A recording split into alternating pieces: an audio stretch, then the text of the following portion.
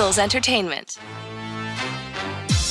With the 10th pick in the 2021 NFL Draft, the Philadelphia Eagles select...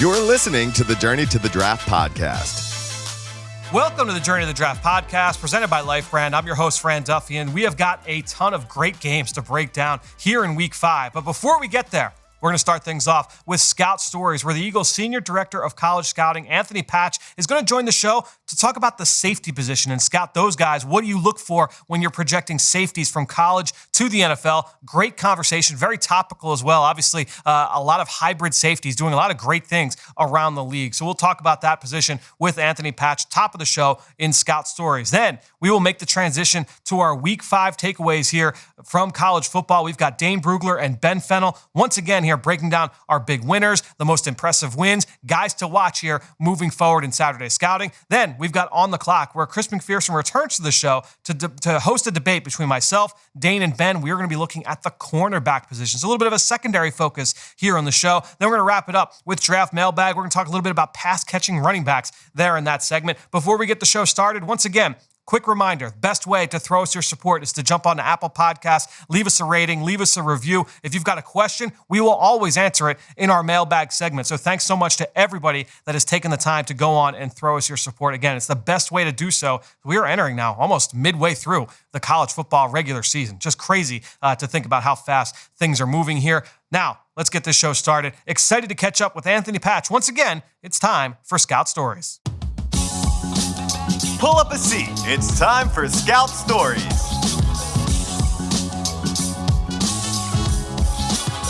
Well, joining us once again here for Scout Stories on the Journey to the Draft podcast is the Eagles Senior Director of College Scouting, Anthony Patch, to talk about the safety position. Patch, welcome back to the show. Good to see you, Fran. Good to be with you. So let's talk through safety, because I feel like this is it's a fun position to study, and I feel like it makes it so difficult because, at least for people on the outside like me, where it's like, all right, number one, the off field, the mental is so important because we don't always get access to that on the outside. And then two, every team uses their safeties in so many different ways that it's tough to be able to project. Oh, this guy is going to be able to come in and he could project to this scheme or that scheme. Guys are used so differently across not just the league but also college football. Yeah, you hit it right on the head, Fran. The mental is huge. The versatility is the hugest parts of probably the safety position right now. So you're right on with that. You have to have those right now, and you got to be able to move around. It seems like more and more to be, we had with Doc that could do that. And, Malcolm was a huge part because he had the size and he could be, that nickel for us if need be. And both those guys had outstanding FBI, were extremely durable, both those guys, and could play special teams, and were both physical, and they could cover and they could align everybody up. So when you look at the obviously you've been around some great ones over the course of your career, is it hard to separate? Say like, all right, you have a Hall of Famer in Brian Dawkins, you've got a great player in Malcolm Jenkins, and then you look around the league and you say, all right, well, there are a lot of guys that maybe aren't that quality, but have survived as long time, 5, 6, 7, 8 year starters. How hard is it to be able to say like, all right, well, I'm watching a guy in college. Maybe he's not B-Doc. He's not Malcolm Jenkins. He's not any of these other great safeties in the league. But look, he could do this well and this well. And for our scheme, that'll serve us well. And he can come in and potentially be a starter. Yeah, the biggest thing I think with the safety spot, Fran, is the the size. They come in different sizes, shapes, and forms. Bob Sanders was small but thick and was a headhunter. And the guy we have right now, Rodney McLeod, he's not the biggest guy in the world, but Rodney's smart. He's been tough, and he's FBI's outstanding. He loves the game. He plays the game with passion. And so what the scheme wants, I guess, is the biggest thing. But I think versatility has become more of an asset more than anything with the coordinators and the coaches over the years for us. And it goes back to more you can do, the better you are going to be for that team. So we mentioned, Doc, and that's the biggest thing too, is you got to be a leader. You got to be vocal. You got to have some alpha. The good ones are the alphas. You look at the good teams around the league right now. The safety position's strong. I think range is important. You have to take the ball away, and people always say that's the last line of defense for a defense. So Is there a piece of advice you've gotten, maybe it was early in your career, that has kind of stuck with you when evaluating the safety spot? And I mentioned it, versatility, in that they're kind of the physical aspect. They can set the tone. Their last line of defense is probably the biggest thing I've gotten in advice. That's that they have to make the stop if it breaks down through the front two tiers of defense. Who would you say has been the best college prospect that you've seen at the safety position over the course of your career? Yeah, Troy Polamalu.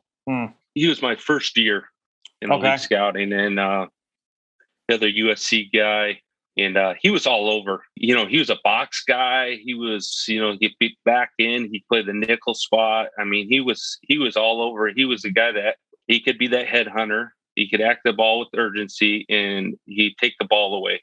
Yep. And he was all over the field. All you saw was the hair on film. He never took a play off. And the craziest thing with him, we get these guys after the year, Fran, with the combine. I remember being in the RCA Dome and get a chance to meet him and interview him. And Troy was the quietest guy. Didn't say a peep, really. He was just simple response, but almost shy. I'm thinking, this guy in film, I had to check almost ask him for his license to make sure I had the right guy.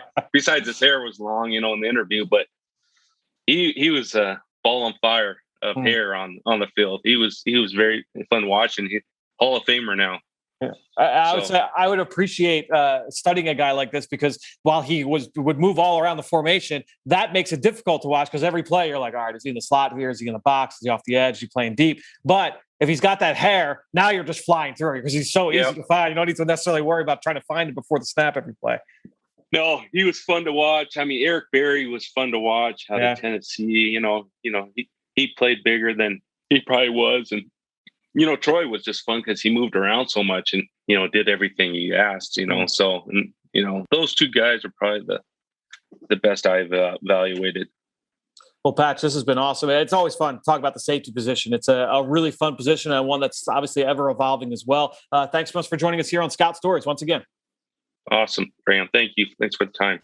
All right, so good stuff there from Anthony Patch on the safety position. And I think that it was really interesting how much importance is placed on the versatility aspect. And, no matter what kind of defense you play, if you are a heavy man-to-man pressure defense, if you are a zone defense that plays everybody split safety, like what you see here in Philadelphia, you need versatile safeties, because no matter what, chances are you're going to be asking them to do a lot of different things. And if not, then you've got to find specialized roles for all of those guys. So either way, you can make it work. But versatility, I thought that was really interesting to hear Patch talk about how important that is at the position. I thought the advice that he said about, look, those guys at the end of the day, they are the last line of defense. You need them to be reliable tacklers. And I think that I agree with that wholeheartedly, especially with what we're seeing now across the NFL with all those split safety looks. You need your guys in the secondary. If you're going to play a lot of zone, what do we talk about? That means you're going to give up a lot of catches. That's just the nature of playing zone coverage, right? You're going to allow those catches. Now you have to rally to the football and make the stop. You cannot have bad tacklers if you play a lot of zone defense in the NFL. And I thought that just his anecdotes on Troy Polamalu at USC, I thought that was awesome. Going back to his first year scouting the West Coast for the Eagles.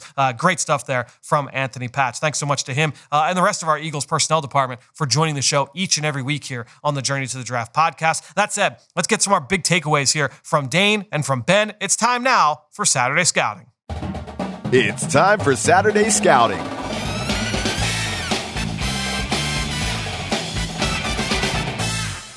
All right, let's get rolling here as we talk about Week 5 in college football. As I welcome in Dane Brugler, Ben Fennell. Guys, big weekend. 9 AP top 25 teams go down on Saturday afternoon and Saturday night. So I want to start off with this. Instead of kind of going player focused here, let's just talk college football at large. What was the most impressive team win over the weekend? Dane, I'll come to you first.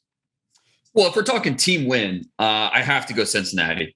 Going to South Bend, outplaying the Irish. We know that Cincinnati, if they want to be a factor in the college football playoff, they have to run the table this year. They cannot stub their toe. And they needed it, obviously, if go through the AAC and win that conference. But they also need that big road win against a non-conference top 10 team. That's what Saturday was. The front seven for Cincinnati, they outplayed Notre Dame's offensive line. It was a little bit of a complicated performance by Desmond Ridder, made some key throws in that second half that really preserved the win. And, we just know how hard it is for a group of 5 team to crash the playoff. It's never happened before. And really, it's never been close. So this year, all of a sudden, Cincinnati, they're right there in the thick of it. And if there's ever going to be a year for it to happen, this is the year, because aside from Alabama and Georgia, the playoff field's wide open. So I think Cincinnati, they picked the perfect year to make this run. And so if they continue to run the table, to win the AAC, I'll say it right now, lock it up. They will be in the playoff. And this big win on Saturday is a big reason why. And 2 things. I think that number one, obviously it was a huge win. I think the big reason why they're going to be in the discussion this year is that they started the year so high in the preseason rankings. And to me, that's why, and Ben, you and I were talking about this offline late last week, preseason rankings are ridiculous. And as long as they keep it as a 14 playoff, they need to find, I know why they have them, but we got to figure out a way to not make that a big part of the college football playoff discussion, because these teams start with such high standard. They lead on the blue bloods and the guys that based off what they did a year ago. That doesn't always play into how good a team is here in this current season. So Cincinnati starting with that high ranking and following through, I think it's going to be big. But until they expand that playoff, it is going to be hard for a group of 5 team to be able to make it in here. Ben, biggest win for you here this week. That was a personal, private, offline conversation, Fran. I appreciate you airing it out. I'm going to always air out our very long. Well, you know where I'm going here. I've been talking about it every week. I don't know which show, the previews or the recaps. It feels like both. But the Kentucky Wildcats hosting Florida, knocking off the number 10 team in the country. They're finally ranked, went from unranked all the way up to 16th. For Mark Stoops out there, really good win. A lot of good players on both sides of the ball. Josh Pascal getting a nice field goal block there in the second half. A lot of studs on offense. And I love giving love to some of these unsung undefeated teams, whether it's undefeated Kentucky. We're going to talk about Michigan State here in a minute. We hyped up Wake Forest last week. They got another W. They're 5-0. Fran, Dane, which one of these teams undefeated today going to be way down the ranking by the time the season ends? Who's got a hot start that's going to fall off a cliff here? Who are you picking? I mean, Michigan State. We got Oklahoma State 5-0, BYU 5-0, Michigan 5-0, SMU's 5-0. I think between those Michigan teams, I think one of those guys, the meat of their schedule is going to be coming up here soon, right? And I think that's where you start trying to figure out how do you separate between a good and a great team. This is like the teeter to the hill here. They're all climbing up, and someone's going to drop off a hill. This is usually the call your shot time. Iowa, maybe. I just don't know. Iowa, great call there. Number 3 in the country. Yeah, do they have the offense to? I mean, I think defense. I mean, Parker, the defense coordinator, he does not get enough love, but. Do they have enough on offense to really outscore the rest of the teams on their schedule? Maybe they do, and maybe we've got a showdown of Iowa and Ohio State in the Big Ten championship game, or Iowa and Michigan, or Penn State, or whatever it is. But the Big Ten is definitely an interesting race with Ohio State not clear cut above everyone right now. I was just going to say, does Michigan have a shot against Ohio State this year, guys? Oh, you have to say that. I mean, they've got a top 10 pick in Aiden Hutchinson, just wrecking havoc every single week. They've got other talented defense with, Daxton Hill and Ross at linebacker. And if the quarterback takes care of the ball and the run game is where it's at, they're going to have no problem scoring points against that Ohio State defense. So absolutely. And, we know that the Ohio State right now is going to look different than the Ohio State at the end of November. But still, it could be the closest big game that we've seen between those two squads in a long time. Well, Ben, you brought up Kentucky, and we had kind of talked about 2 schools in the SEC as being kind of like that plucky, feisty, don't ever count them out. Kentucky was one, Arkansas was the other. Arkansas up to number 8 coming into this week. Big showdown against Georgia, upset alert. What do we got? No Daniels in this game for Georgia. Arkansas might be able to get the upset. Georgia comes out and just demolishes Arkansas from the jump. And I'm watching that game, and it unfolded so quickly for Arkansas. Georgia, and it wasn't even like big plays. I mean, they just ran it down their throat, short passes, efficient. Stetson Bennett, I think he finished the game with 98 yards passing. I think when you look at just the overall performance from Georgia, really, really dominant win. And to me, it almost made it feel like a 2-team race at this point for the title, right? I mean, when you're looking at Bama, the way they're playing, and Georgia, they're just seeming a different. Georgia separated themselves from the pack, in my opinion, when you talk about some of these other teams from a national standpoint. By the way, Fran, put me down for Kentucky losing to Vanderbilt in a couple of weeks. I'm done talking about them. They're finally ranked. You know they're going to have that hiccup, at home against Tennessee or some boneheaded loss. You just know it's going to happen. I love how you jump off the ship a week or two early. That definitely makes I raise them up and set them free. I open the window, I let the Dubs out, and go live your life.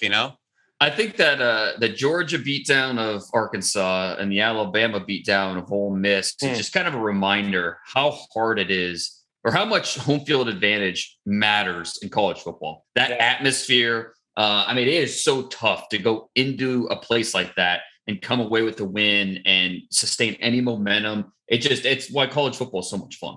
All right, well, let's talk some players here. Let's give out our game balls. Ben, you alluded to Michigan State a little bit ago. I know you wanted to hype up some of their skill position players. Well, we need to talk about these guys. They knocked off Western Kentucky last week. Wasn't that impressive of a win, but they're starting to really stack some victories this year. They're undefeated. They're in the middle of the pack as far as being in the top 25. Kenneth Walker III, Wake Forest transfer. Crazy. We're talking about all these schools together. Wake Forest transfer, another 100-yard performance, 3 touchdowns. He is the leading rusher in college football right now. Breaking tackles every week, a bunch of highlight runs. How about the receivers on the outside? We talked them as my Big Ten sleepers. Both these guys, Jalen Naylor had 8 for 128 in the win, and Jaden Reed coming over from Western Michigan. This guy is a playmaker. Leads FBS in all-purpose yards, guys. Michigan State has got some dudes. He had a punt return touchdown on Saturday, second of the year, another 4 for 127 and a touchdown receiving. It maybe didn't go like we thought at the quarterback position with Anthony Russo transferring from Temple, not winning the job, but they got lightning in a bottle right now. They got a couple exciting guys on defense, but these playmakers on offense, they need some attention. Reed, Naylor, Walker, put them on your list. Not your grandfather's Michigan State, as I think some people would say. Depends Dane, how far back you go. Yeah, exactly. Dane, let's go to your game ball this week.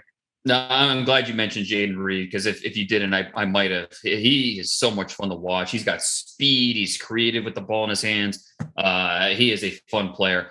I went with Brian Robinson, Alabama running back, who he was playing in his 44th career game on Saturday, and it was his first over 100 yards rushing, finished with 171 yards on the ground, 4 touchdowns. He was the bell cow for the Tide offense, 36 carries in all. Now, he's not a first-round running back like Najee Harris.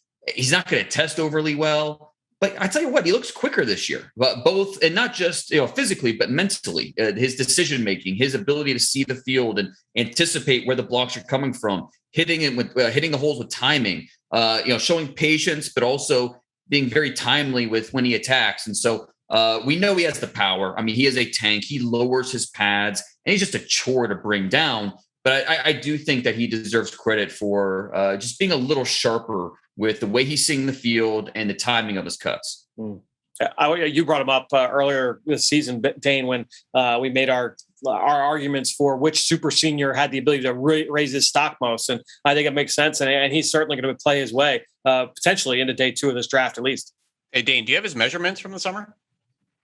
Is he pushing 220 by any chance?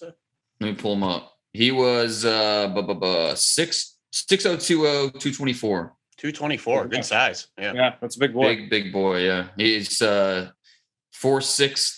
in the 40s, so speed's not there. Not going to test overly well, but yeah, we know he's a 10. It's a bunch of 220, 225 backs this class that I really like. I feel like we've kind of gone away from that past 2 or 3 years, whether it's Chris Rodriguez at Kentucky, Kevin Harris at South Carolina. Isaiah Spiller's got really good size. Hassan Haskins, I feel like, is a 225. A lot of good size backs coming out. I feel like it used to be we would ring a bell every time Ben would mention QB1, but I feel like now it's got to change. Every time Ben mentions Kentucky, we got to ring the bell. We need like a sounder or something. I want to real quick just give the game ball out to a guy that Dane referred to earlier, talking about Cincinnati's big win over Notre Dame, and Desmond Ridder. Guys, we talk about signature moments, for when it comes to like award ceremonies and Heisman Trophy presentations and things like that. Like we have these kind of conversations though when it comes to the NFL draft, and this will be one of those games that people talk about with Ridder when you say, watch him go on the road to Notre Dame and beat Notre Dame in their house. That's a huge win. I agree, Dan. Was it a perfect game for Ridder? No. but he made some big time throws in some big time moments. I thought one of those throws down the middle of the field on that skinny post. Yeah, obviously he had the rushing touchdown down in the low red zone as well. But he made some big time throws from start to finish in this game against a defense that defensive coordinator Marcus Freeman knows Ritter well, knows some of the things that he struggles with. They're going to come after you in a lot of different ways. He took some shots in this game, Ritter. He came back and made some big time plays. So I think Desmond Ritter, a guy that I think all of us are kind of on the same page at in terms of like maybe not like first overall pick in terms of what we're talking about, like down the road. But man, like he played well on Saturday and is certainly going to be in the mix when you talk about first round quarterbacks. And that's back-to-back wins. They went to Indiana, then to Notre Dame. I don't know the last time a group of 5 beat 2 Power 5 schools on the road in back-to-back weeks. On the road, especially. Speaking to Dane and saying no group of 5 team making the playoff, collectively, the talent drop-off from from Power 5 to group of 5 is so large. It's really tough to equate. It's tough to define. It's tough to talk about and really put analysis to. But for them to go to a Big Ten school and a Notre Dame school in back-to-back weeks, that's huge. Good for them. I was going to say Central Florida beat Stanford and Pitt 2 years ago. That was like the Gabe Davis big game against Paulson Adebo, and then they came back and Pitt beat them, didn't they? That was the first loss for Central. I was going to say that was the first loss for UCF. I'm trying to think. I think you might be right, Ben. I'd have to look that up and see if group of a G5 school had ever done that. So I charted Ritter's throws, and I tell you, the first half, I just was not impressed at all because I felt like he left a lot of meat on the bone. He had 2 touchdowns, but even the one was an underthrow. And, if Kyle Hamilton gets his head turned a little quicker, but then in the second half, he deserves credit. He was in the first half, he was under 50% completions. Second half, he was 9 of 11, 174 yards. He had a rushing touchdown. And that skinny post on that final drive, or the second to last drive for Cincinnati, which kind of put an exclamation point on the victory. I mean, he made some key throws when they needed to have it. And I think what you love most about him is the moment's not too big for him. I mean, he looks like he belonged out there. He was not afraid to chirp a little bit before the game, and then he went in there and he backed it up. And so you got to give him credit for that. Well, let's go. Let's keep this thing rolling with this Cincinnati Notre Dame game. And Ben, I know when you talk about one play takeaways, you got a play from this game that really stood out to you. Well, I set up the performance last week. I thought he was going to get his first sack of the season, and edge rusher Majay Sanders for the Cincinnati Bearcats didn't get one on Saturday, and the team's win. But that didn't mean he wasn't impacting the quarterback. He leads the team in pressures, had 6 on Saturday, capping off another 6 QB pressure game against Indiana the week before. 19 on the season, no sacks. But that interception early that really turned the tides on 3rd and 7, that was Majay Sanders right up the quarterback's butt there on a little TE stunt. You saw a really good get off, a surge off the block, and that kind of surged the close with those long limbs. He is quick-footed. He's long. He's disruptive. He's got counter moves. He was all over the quarterback there. Put the Cincinnati offense, I think, almost into the red zone. They scored 3 plays later, 7-0, and never looked back. That was really a game-changing play for me, set up by Majay Sanders. Nowhere in the box score on that play, but he impacted it. And he's been that type of player for, 3-4 years for Cincinnati. Impact player. Sometimes he's getting those sacks. Sometimes he's just disrupting, but a really good player. I'm glad you brought it up. To me, he's kind of like the Desmond Ritter of the defense, where he's a little complicated because he's 225 pounds, maybe 230, and so you worry about, okay, can he hold up against the run? I've seen, there's been a lot of missed tackles. He played well against Notre Dame, but earlier in the season, but he gives you that pass rush value, and he plays a little tougher than just the raw size. And so there's a lot to like about him. He's a little complicated, and so he's a really interesting prospect. It reminds me of the Lorenzo Malden kid that came out of Louisville a couple years ago that the Jets just couldn't find ways to get rid of. He was just a good pass rusher. Majay Sanders is a little bit of a snap jumper for me. I wish he had some more refinement in actually winning, but he is quick flying off the ball there, and he's long. So I'll go. I'm going to ring the bell for Kentucky here on this one, Ben. And I took this play from you because I knew you would bring it up if I didn't. And that's Wan'Dale Robinson. He only had a couple catches in the game, but this one went 41 yards for a touchdown against the Gators. Their upset win, as you talked about. But jailbreak screen, 41 yards, so electric on this play. He's making guys miss. He's pulling away from the defense. You saw the quickness and the speed there on that play. Wan'Dale Robinson, that will be a play that I remember, him outrunning that entire Gators defense, 41 yards on the little screen. Dane, what's your one play takeaway here? And Darian Kennard had a key block on that play as well. Yep. I went with Michigan's versatile safety, Daxton Hill. Notched his first interception of the year on Saturday against Wisconsin. Thought he did a great job baiting the throw, baiting the quarterback. He was motioning like he was going to cover the flat route, but then he peeled off. He was tracking the quarterback's eyes the entire way, high pointed the football for the pick. It was a pretty good game for Hill overall. He showed his blitzing skills. He had a sack. He had a couple of the pressures. He did give up a touchdown. So I think this game is kind of, it shows a little bit of everything with what Daxton Hill is about, what he does well, where he needs to keep getting better. But that interception was kind of the one play takeaway that I took away from that game. So let's go to our down the road freak shows. And guys, I'll lead us off in this one. I was very close to giving either the big team win or the game ball to Stanford and to go to their quarterback, their redshirt freshman, Tanner McKee, leads Stanford on the upset win over Oregon. Obviously a huge win for that program. They've had a couple big wins here so far in 2021. McKee, just a redshirt freshman. He was on point in this game, had a number of throws, really just executed the offense well. Tanner McKee, not eligible here for the 2022 draft, but file that name down the road. He's going to be a guy that we're going to be talking about here in a couple of years. I think he is eligible because he went on a religious mission. Oh, so technically, he is 3 years removed from high school. So even though he is a true sophomore, I didn't know that. I think we can qualify him as draft eligible. So I mean, I think you're right. He is a true sophomore, so he qualifies for this category. But I do think that maybe we have to consider him draft eligible. I mean, is it possible that Stanford, they lose Davis Mills off 8 starts last year? Maybe that's the green light for McKee, and he says, yeah, we had Davis Mills go 3rd round last year. I can step in with only single digit starts and get drafted.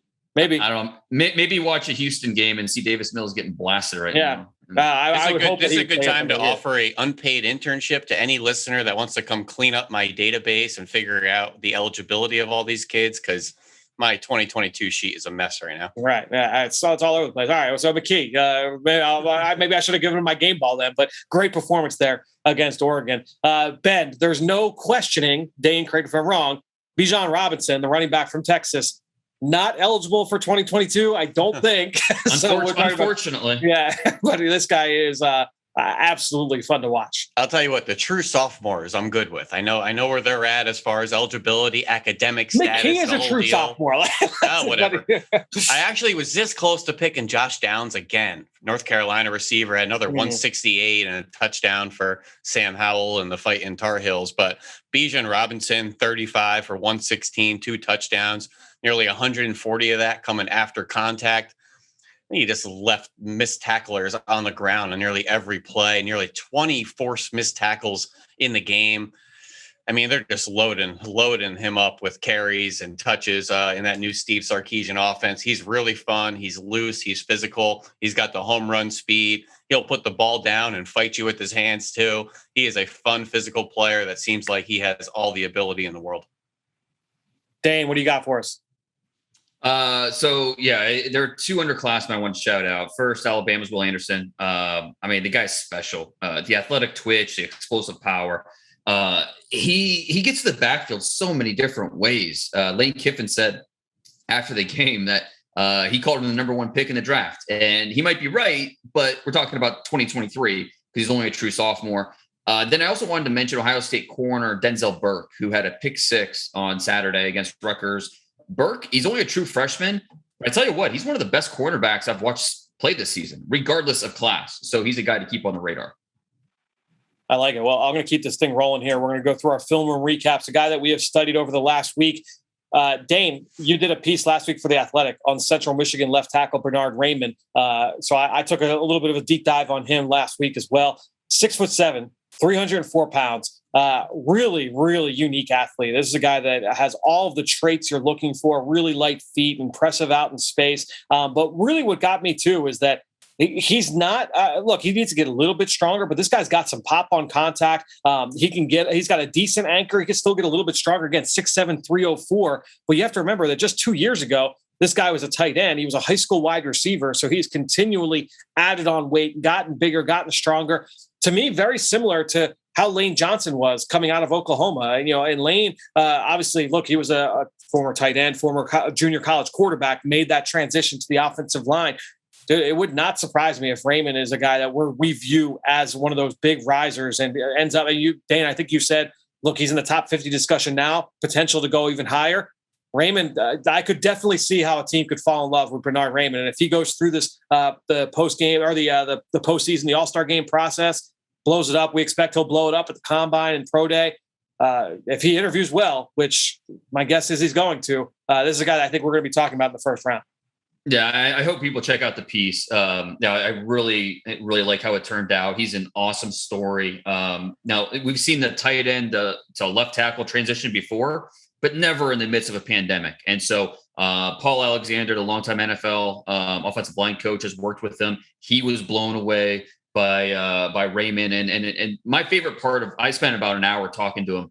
And my favorite part of the conversation with Raymond was at the end of it, he said, you know what? You watch a lot of football. I respect what you see. How can I get better? Let's go over it. What do I need to do? And we talked about, okay, well, this and this, do this really well, but here's where you can get, he really wants to be great. And so it was a fun piece, and hopefully people check it out. For my film room recap, I went with Micah McFadden, the linebacker from Indiana, who I really took a deep dive on this week. He's fun to watch. He plays with awesome physicality, quick, strong hands. He can defeat blocks. He'll just steamroll over running backs trying to block and pass pro. I think as a blitzer, that might be what he does best. He's really impressive, finding rush lanes. He has a knack for timing. I like his pursuit speed versus the run. He's a smart player. I think Devin Lloyd from Utah, he's the top senior linebacker. And then after that, I think it's really wide open. Who's going to be linebacker 2, 3, 4 among the seniors? And McFadden is right there in the midst of that group. He's a really impressive player. I've only done him in flashes, but in those flashes, really impresses. Ben, I know you've done that Indiana defense as well. But you want to go back to the offensive line here. A guy we talked about a little bit, but Ikem Ekwonu is just so fun to watch. I'm so glad. I'm interested to get your thoughts after doing another deep dive on him this past week.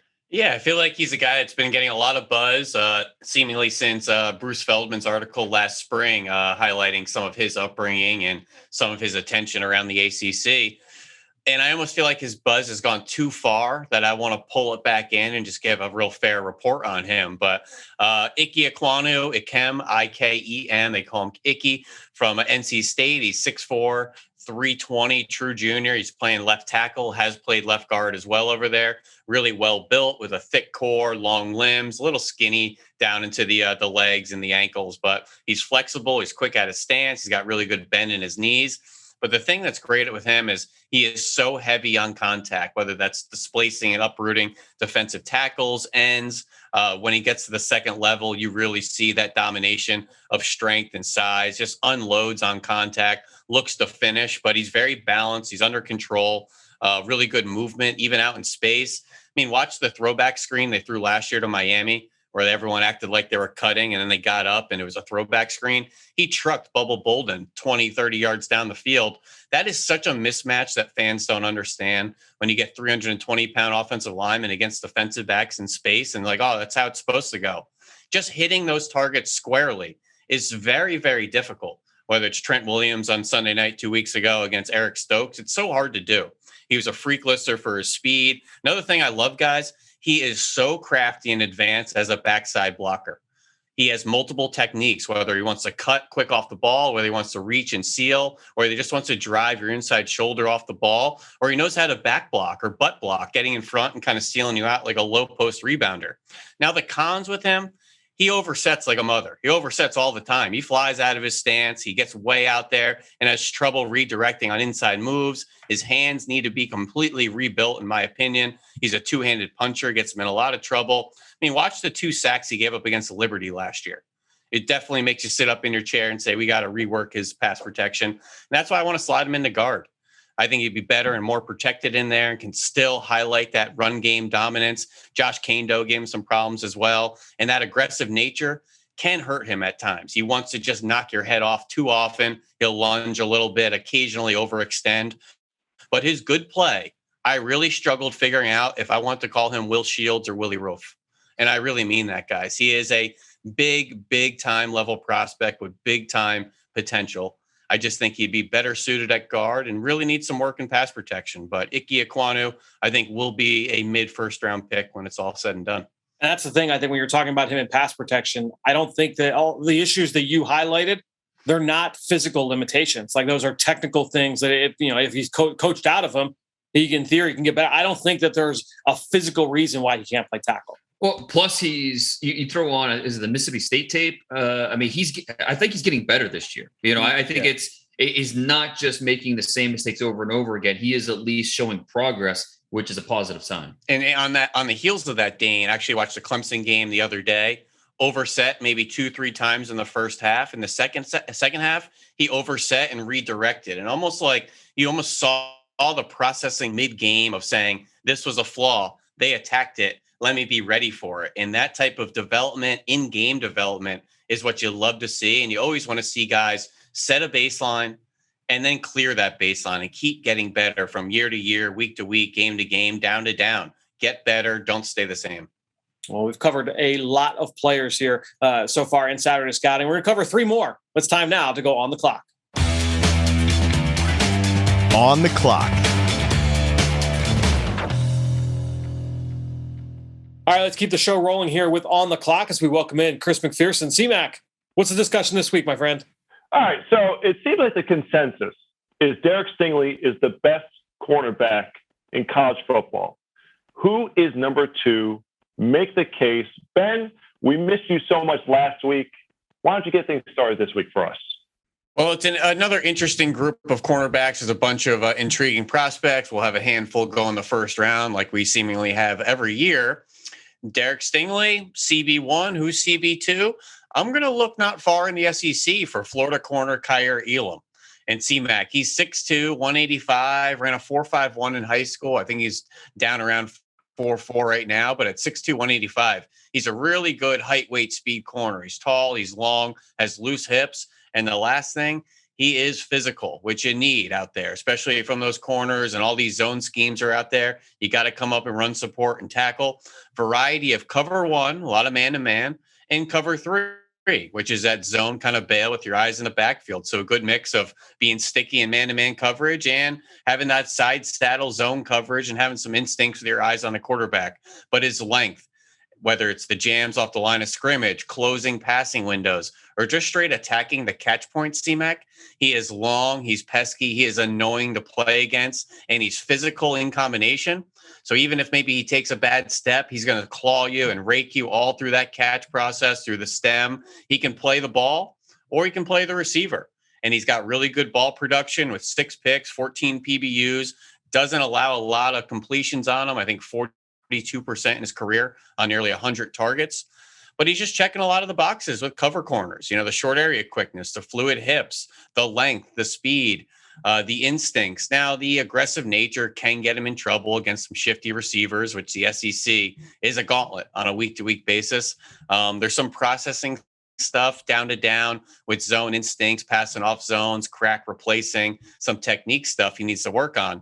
But as far as just being a petri dish type of corner, 6'2", 185, long, physical, there's a lot to like about Kaiir Elam.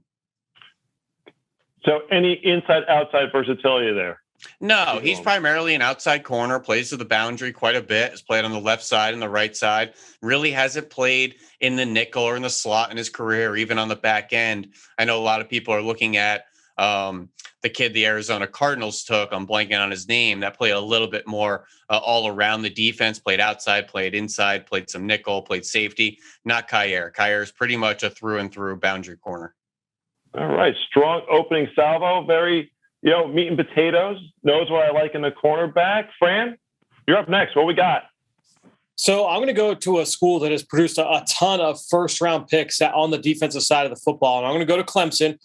First time in a handful of years that they are unranked this week in college football, CMAC, but they still have a bunch of names that we need to know for the NFL draft. I'm going to go Andrew Booth. All right, he's now entering his first full year as a starter. Started only 4 games last season for a team, obviously, that went to the playoff. But when you look at Booth, he's got all the traits that I think you're looking for to play corner in today's NFL. And the things that I feel are most important: competitiveness, instincts, and ball skills. And I think when you look at Booth, despite the fact that he only had 4 starts last year, he's a really, really competitive player. This is a feisty corner. He's going to scrap with wideouts and press coverage. He's going to scrap with them at the catch point. He's going to come downhill and make tackles in the run game. We've talked about how important that is in the secondary in today's game. You have got to be able to make one-on-one stops. Andrew Booth can do that. Then you get to ball skills. And CMAC, if you just say, what were some of the best plays of the year in college football a year ago? Andrew Booth's one-handed interception against Virginia, probably in the top 5 in just terms of his overall ability to finish at the catch point. Odell Beckham Jr. style, one hand across his body in the end zone, makes the catch at the pylon on a back shoulder fade. I mean, picture perfect catch for an interception. So not only does he do it in flashes, but even just watching him play, I think that he's really aggressive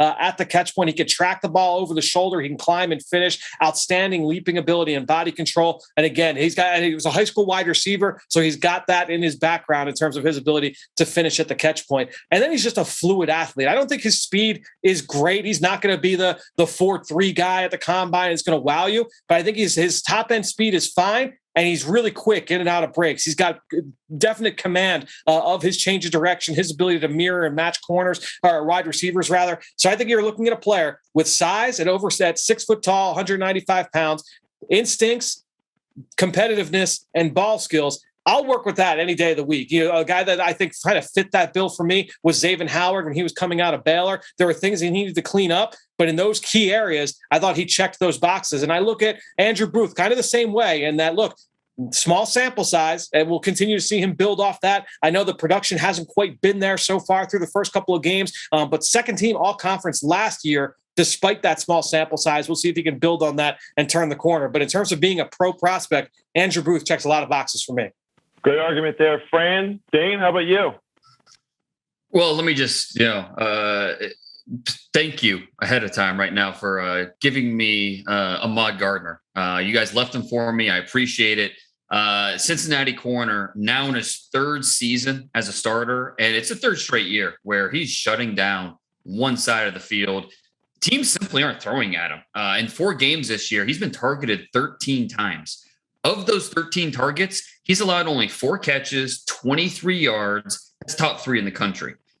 Despite only 13 targets, he still has 2 interceptions. So this is a guy who consistently gets his hands on the football. Do you know how many times he's given up a touchdown? 0. That's not this year. That's each of the last 3 years. 0 career touchdowns allowed. It's over 800 coverage snaps. He has yet to give up a score. Remarkable career that he's put together in Cincinnati. Tall and long. He's 6'2", 190 pounds. Outstanding ball skills. His timing is so impressive at the catch point. He can elevate, gets his hands on the football. Really like his ability to diagnose routes. I think he can get better, maybe in run support. He's not a liability there, but he can still get better. He's just been playing at a high level for 3 straight years now. And I think when you look at Cincinnati and the success that program is having, it all starts on defense. And I think that when you look at Ahmad Gardner, he's been as big of a reason for the Bearcats' success than anybody. It shows in the analytics. It shows in the production. He has the talent to be a starter and an impact guy at the next level. So when you put it all together, Ahmad Gardner, to me, he's making a strong case to be that CB2 behind Stingley. And really quick, C-Mac, if I could just have a quick counter argument to my buddies Fran and Dane here. Okay. Kyrie Elam has given up a couple touchdowns. I know Ahmad Gardner has not. It's impressive. We just haven't had that pass rush at Florida. So we're out there, covering for 5-6 seconds. Ahmad's had a lot of studs up front. He's covering for like 2.5 seconds. It's been pretty cushy out there. And C-Mac, in the NFL, on 3rd down, what do? We play man-to-man in the NFL on 3rd down. If you can't play man-to-man, you can't play. Do you know who has the least amount of man-to-man usage in college football? That would be Brent Venable and the Clemson Tigers. Dead last in Power 5 in man-to-man coverage on third down. Why is that? Maybe some personnel issues. They may not have the guys to play man-to-man down there in Clemson. So just want to throw that out there. A couple little nuggets just to make sure we're keeping it even and fair. I will say, too, for our SEC preview, Ben's sleeper for the conference was Kaiir Elam. All right. So CB2, a sleeper, we'll throw that in there as well. And look, Ahmad Gardner, no touchdowns allowed. I mean, he's playing against Navy and Tulsa and, SMU.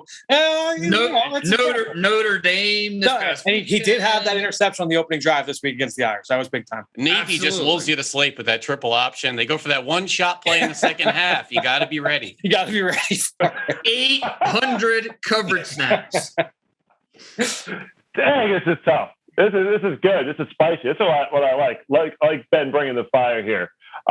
Let's see. So I got to make a decision here. It's a coin flip.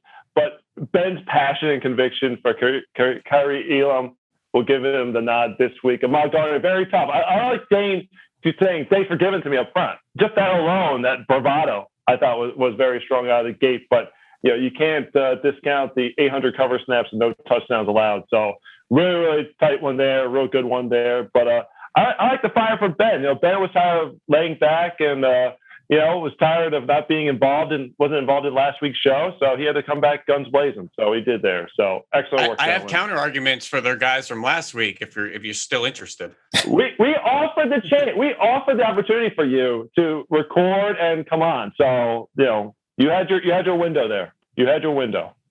He had the opportunity. He chose to wait. But Ben, good win for you. Ties things up. Now everybody 2 wins here through 6 weeks of doing the segment. C-Mac, we will talk to you next week.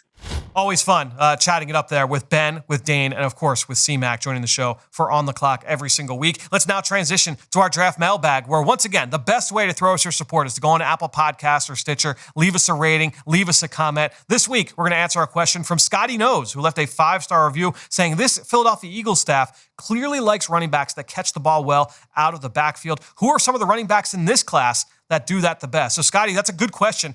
First guy I would think of is Kyren Williams. And I would say that he's probably the best third down back in this class, not just because of what he does as a pass catcher, because I don't think that they necessarily use him super creatively in the pass game. He's a reliable receiver and he's got some juice in the open field. He's really quick. So he could be used as a creative route runner, but obviously you factor in the pass protection. He might be the best pass protecting back in this class. So I think you factor him in right off the bat. But then if we're talking just pure receivers, okay, I would look Calvin Turner from Hawaii. Kind of reminds me of Jerick McKinnon when Jerick McKinnon was coming out of Georgia Southern.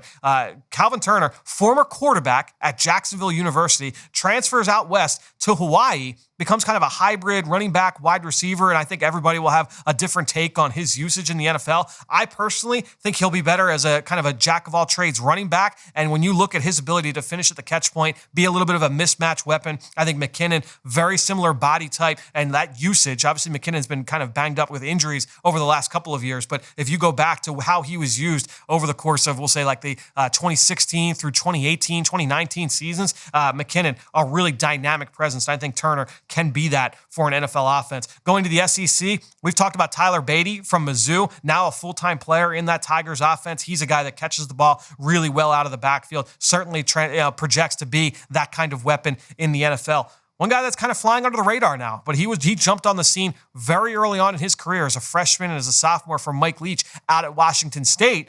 Well, now still doing it here for the Tigers when he is, or for the Cougars rather, when he is healthy. That's Max Borghi. He is an outstanding route runner. He runs some of the best routes as a running back that I've seen in college football. He's very reliable at the catch point. You need somebody to run those little Texas routes, those little option routes over the ball. Max Borghi is your guy, and he can be used in the screen game as well. And then another guy, a little bit of sleeper here, Tristan Ebner. This is a guy that I got kind of tipped off to this guy a couple of years ago when he was down at Baylor. He was a change of pace back. He was working with JaMychal Hasty and a couple other guys down there. John Lovett, who's now at Penn State. So it was kind of a 3 or 4 man committee down there at Baylor. Well, now he's more of the guy, and Ebner really interesting player. He's really athletic. He's got some dynamic qualities, and again, catches the ball really well out of the backfield. So, Scotty, a handful of names there. Hope that that helps you when you're looking at some of these backs that catch the ball well out of the backfield. We'll be back later this week. As always, Ben Fennell, Ross Tucker, Eric Galko. We'll have our Mr. Relevant as well later this week as we preview Week 6 in the college football season. Can't wait to keep things going right here on the Journey to the Draft podcast presented by Life Brand.